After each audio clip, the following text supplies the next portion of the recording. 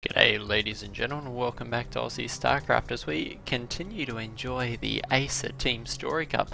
We are casting games from the Liquid versus Flash Wolves series, and it's been a pretty great series so far. Introducing our red Terran player on the bottom left hand side is going to be LiquidTaeja. We saw him stand up to all of Hass's shenanigans last game and managed to hold on strong. This game, in an attempt to knock him off. It looks like the Flash Wolves have brought in San. San very well known for his Protoss skills, so we'll see if he can mix it up in a way different to Hass last game. Hass showing us a very interesting, very aggressive Protoss opening off one base against Terran players on merry-go-round, and almost managed to make his way through Taeja's defense, but Taeja managing to hold on with just an excellent and consistent defense. So we'll see just what Overgrowth has in store for us. A very different map to merry-go-round, as opposed to our players spawning very close together.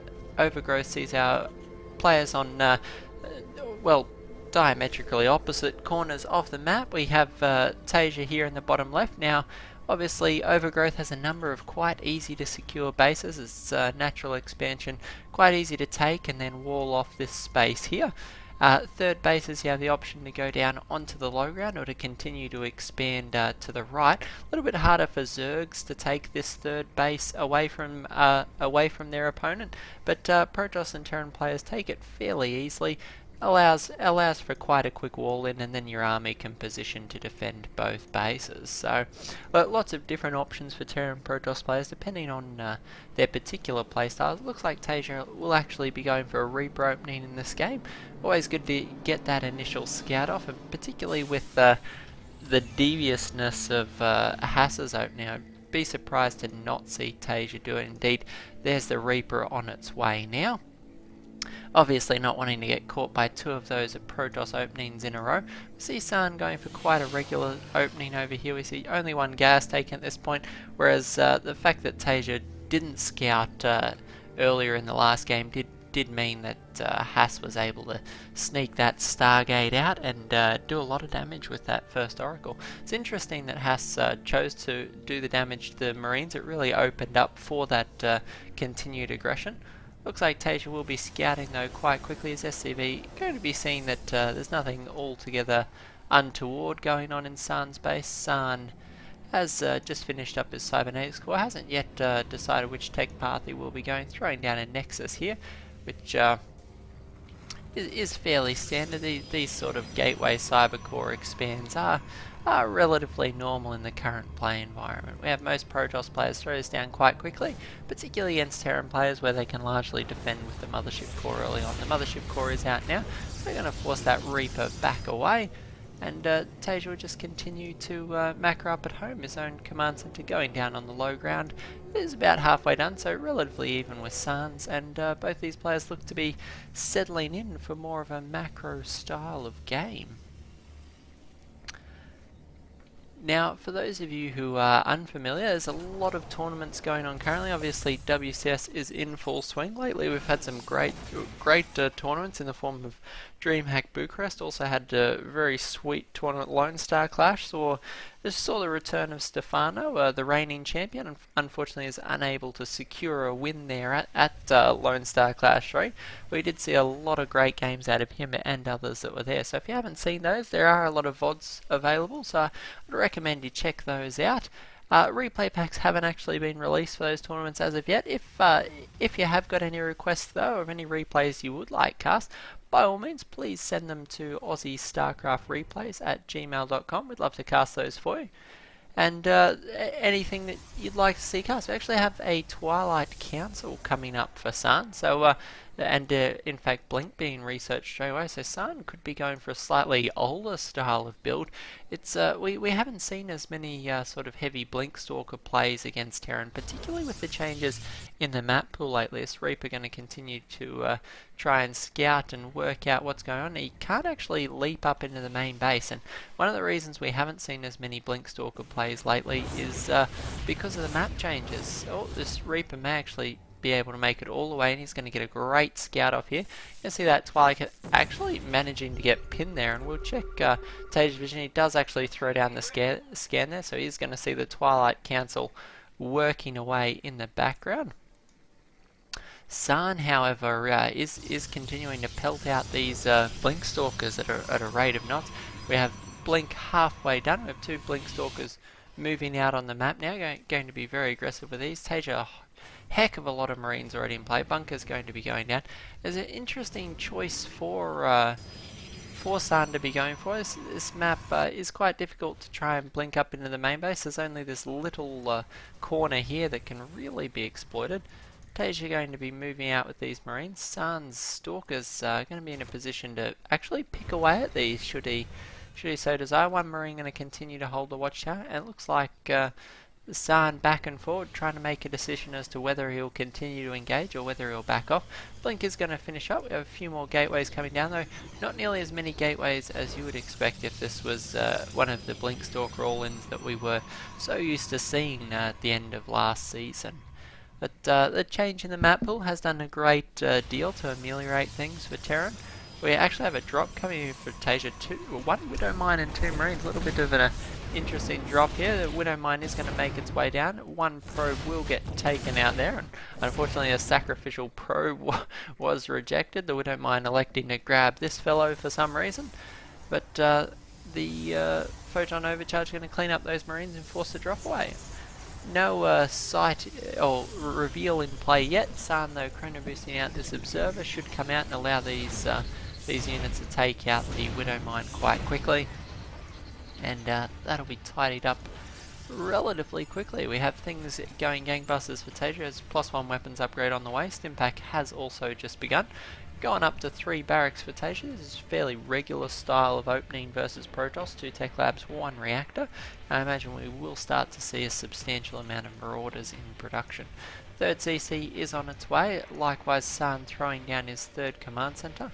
And +1 armor on the way for our Protoss player, as well as the robotics bay there for the production of Colossus. Taeja already got his starport in play and a reactor being built by his factory, so I imagine we will see some medevacs. But it does leave Taeja with the difficult choice. Does he produce medevacs to try and keep his army alive, or does he produce a few Vikings to try and deal with the impending Colossi? One of the difficult things for Terran in this matchup right now are those sorts of timings and choices. Protoss have a lot of options to put pressure on Terran. Terran player obviously needs the medevacs to keep their army alive, but Protoss players can easily chrono boost out a Colossi or 2 before switching into Templar tech and really forcing a heavy investment into those Vikings. So we'll see how Taeja decides to handle that. He has shown us some impeccable decision making in his previous games. Wouldn't be surprised if we see him just commit fairly heavily to the medevacs and just try to outposition the Colossi to wear them down in the conflict. So we will see. Overgrowth, quite a large map, the middle of it much easier for Terran players to engage, a lot less choke points.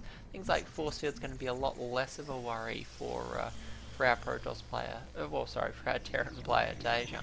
Extended thermal lance on the way, along with +1 weapons upgrade. We have +1 and combat shields actually finishing up for our Terran player.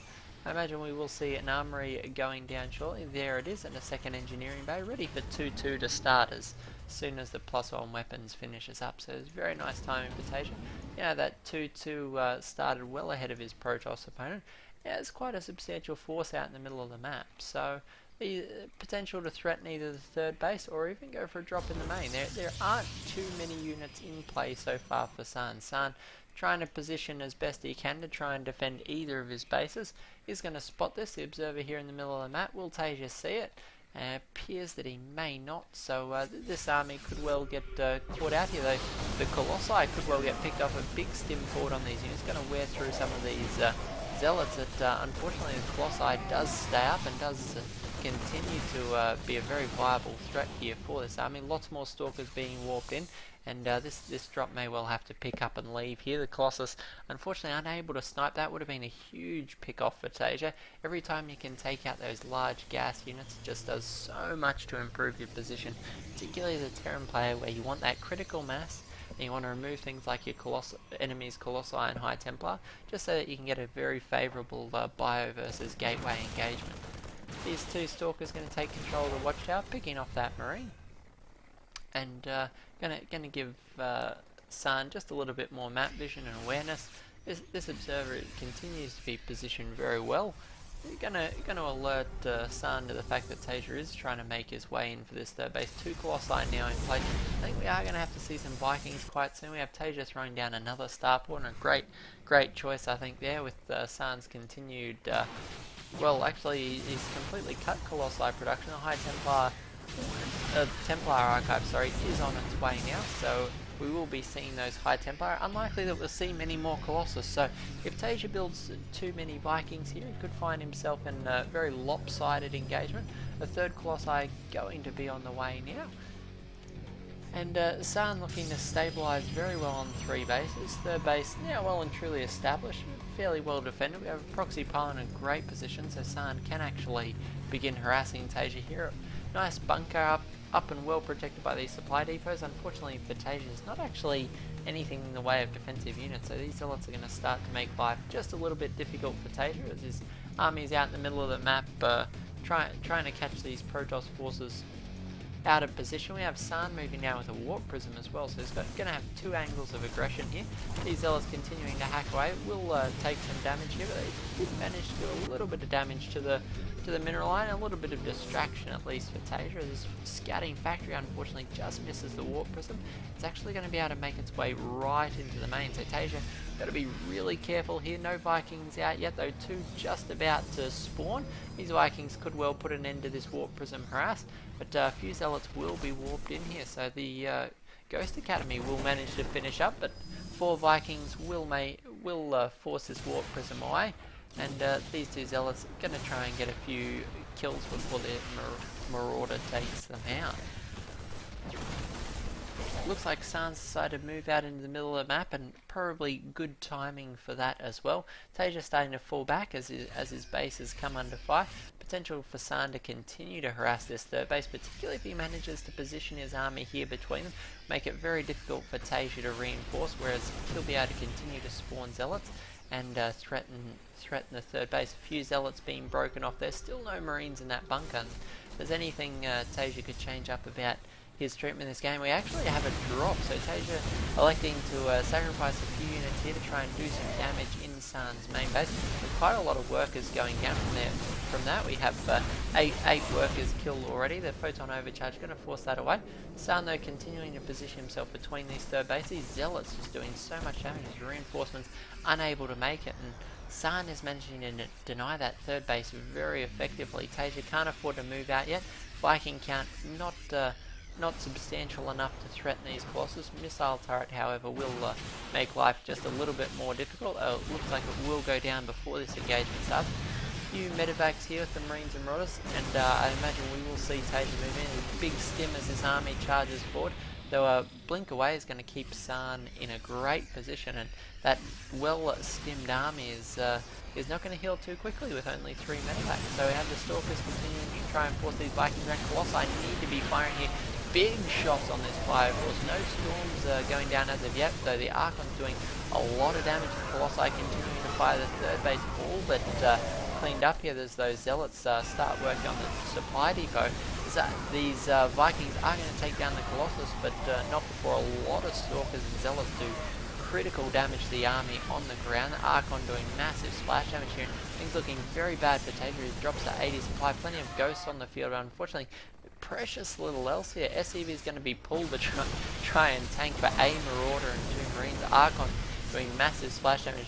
Blinkstalkers just very aggressively blinking forward on top, trying to pick off that ghost, and they will be able to focus the ghost down as we hear the most exaggerated death exclamation in all of Blizzard's games.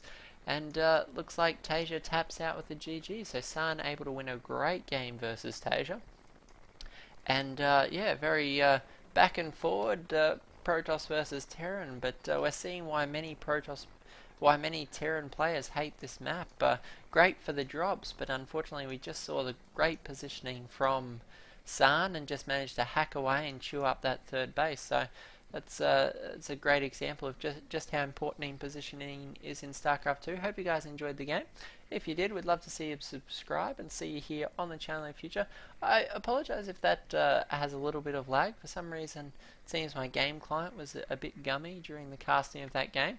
We will upload it. Hopefully its quality won't be too adversely affected, but if it is, guys, I apologise in advance, and I'll see if I can fix that up before the next cast. Thanks, guys. Hope you enjoyed it. This is Aussie Starcraft, and I'll catch you in the next cast.